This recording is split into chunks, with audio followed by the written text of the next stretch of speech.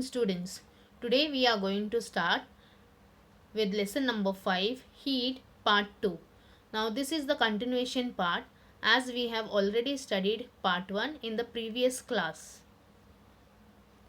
Topic for today is humidity, dew point and specific heat capacity. Now, what is humidity?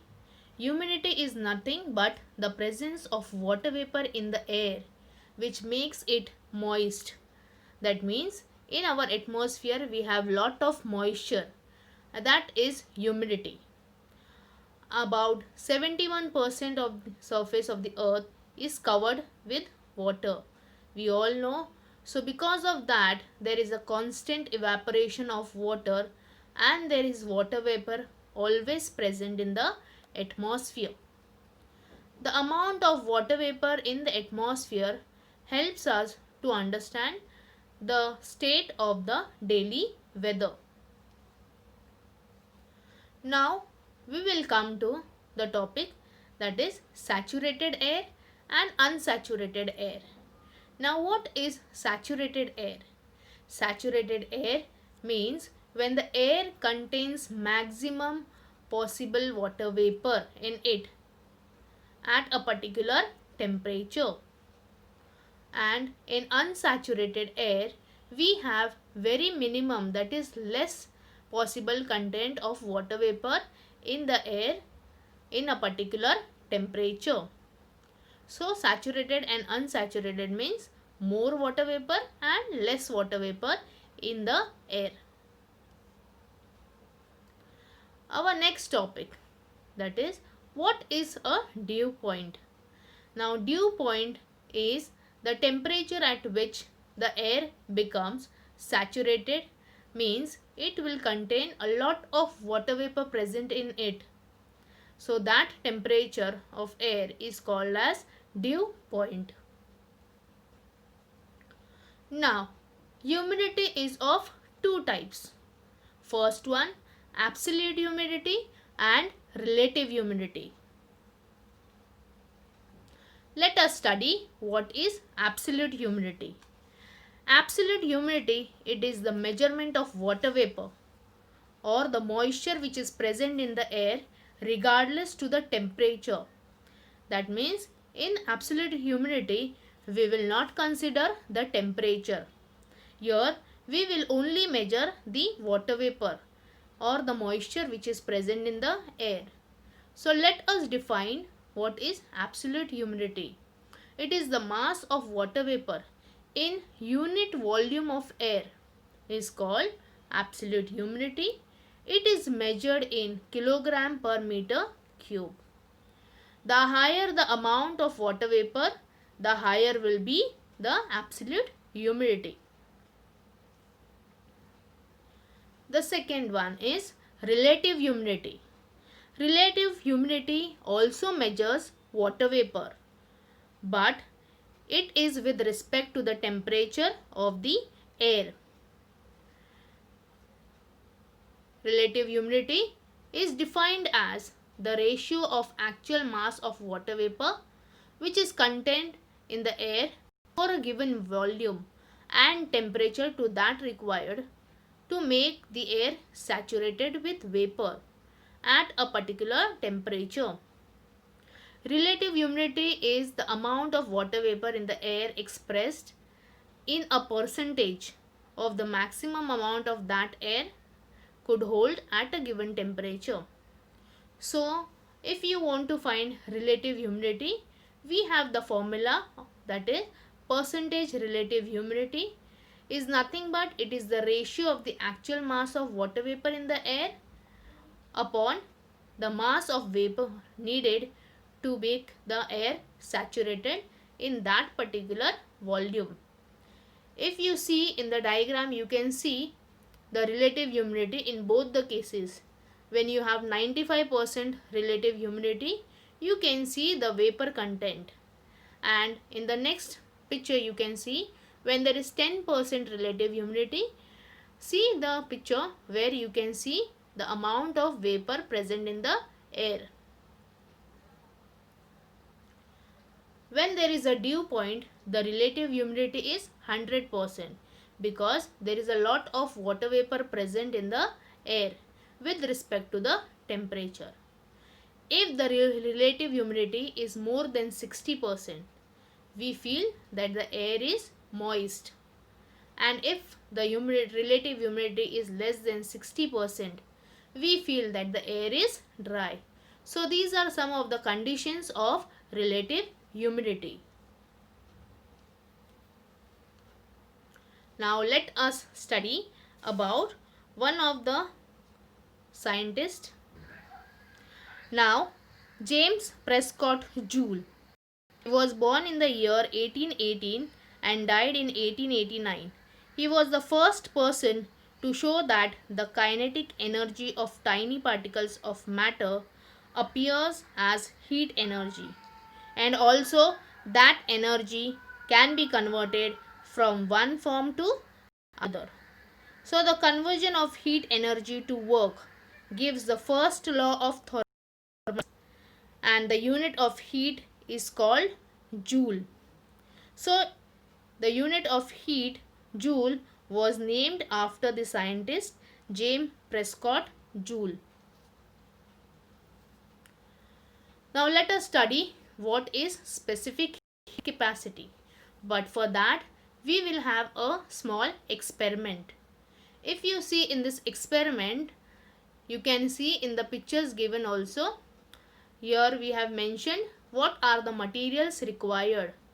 We will require a tray, a thick layer of wax, 3 solid spheres of iron, lead and copper, but they will have equal mass, a burner, a spirit lamp and a large beaker.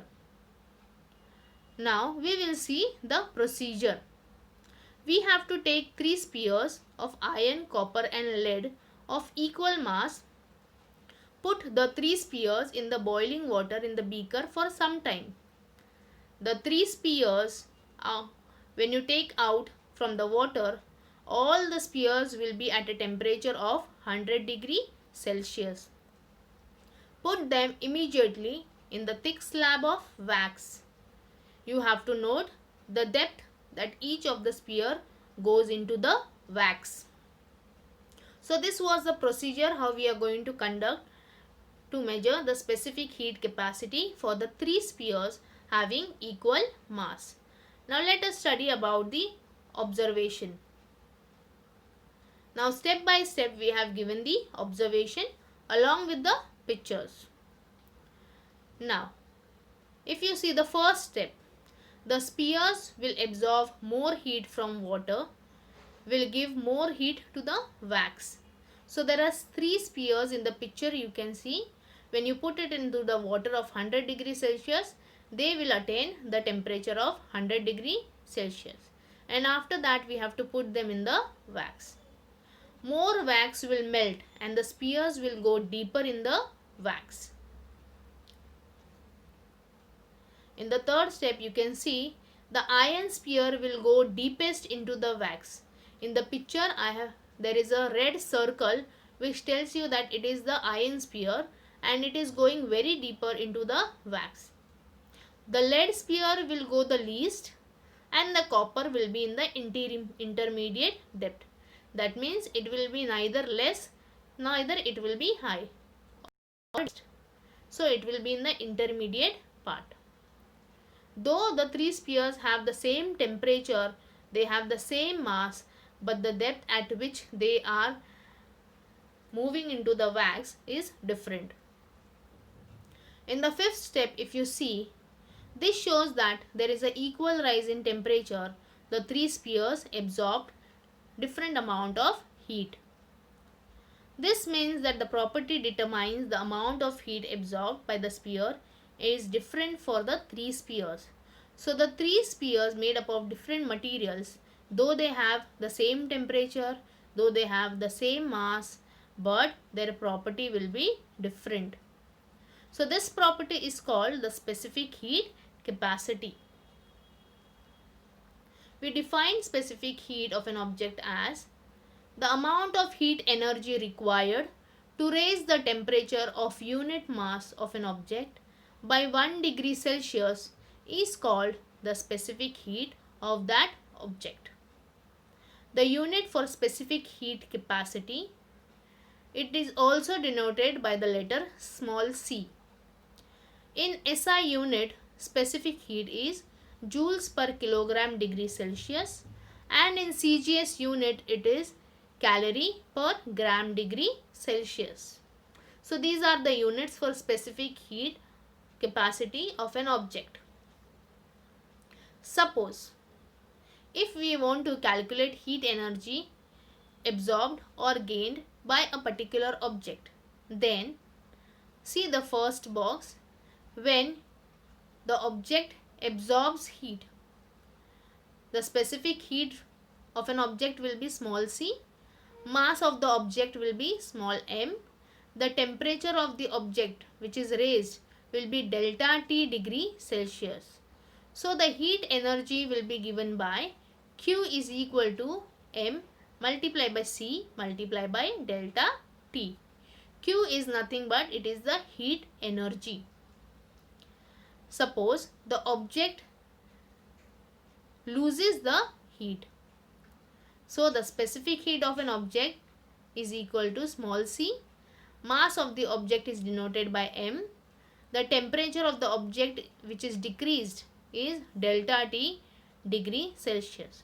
So the heat energy will be Q is equal to m multiplied by c multiplied by delta T. From these two observations, we can identify that to calculate the heat energy of an object, whether it absorbs or it gains the heat energy, the specific heat of an object remains the same.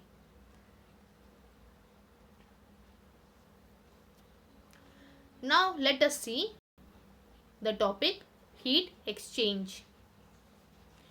Now what is heat exchange? Now the heat will be exchanged between the hot and the cold object. So the temperature of the cold object goes on increasing as it gains heat energy from the hot object, and the hot object will decrease because it is losing the heat energy. So this change in temperature continues till the temperature of both objects will be the same. So in this process, the cold object gains heat energy and the hot object loses heat energy. So in order to prevent from gaining and losing heat energy, we have to keep them in the heat resistance box. Now heat resistance box is a system where the object is being isolated from the environment. That means it is away from the environment. So there is no energy flow from inside into the box. So in this situation, heat energy lost by the hot object is equal to heat energy gained by the cold object. So when there is a loss from the hot object and when there is a gain from the cold object, this principle of gaining and losing heat energy is called the principle of heat exchange. We will see mathematically. Now let us study the measurement of specific heat by mixing method. Now the specific heat of an object can be measured using mixing method. For this method, we will require a calorimeter, a hot solid object and a water. If a hot solid object is put in the water in the calorimeter, you can see this in the given picture. Heat exchange between the hot object calorimeter and the water starts. So the process will start and the heat exchange will take place between these three things: the hot object, calorimeter and water. This will continue till the temperature of solid object, water and calorimeter becomes equal. In this way we are going to measure specific heat by mixing method. Mathematically, if you see the first step, whenever there is a loss of heat energy from a solid object, which is equal to, there is a gain of heat energy by water in calorimeter plus there is a gain of heat energy by the calorimeter only. If you see the second step, heat lost by the solid object, which is denoted by capital Q, is equal to mass of the solid object into its specific heat into decrease in temperature. When there is a gain by water, which is denoted by capital Q1, which is equal to mass of the water multiplied by specific heat multiplied by increase in temperature. So there is a decrease and increase in temperature when there is a loss and gain of heat energy. Thus, heat gained by calorimeter, which is denoted by Q2, is equal to mass of the calorimeter, specific heat and increase in temperature. If you look at the three steps, we are talking about the mass, the specific heat and the temperature. So, heat lost by hot object is equal to heat gained by calorimeter plus heat gained by water. Q is equal to Q2 plus Q1. So, using this equation, specific heat of water and calorimeter are known. The specific heat of solid object can be calculated. This is the assignment. Thank you.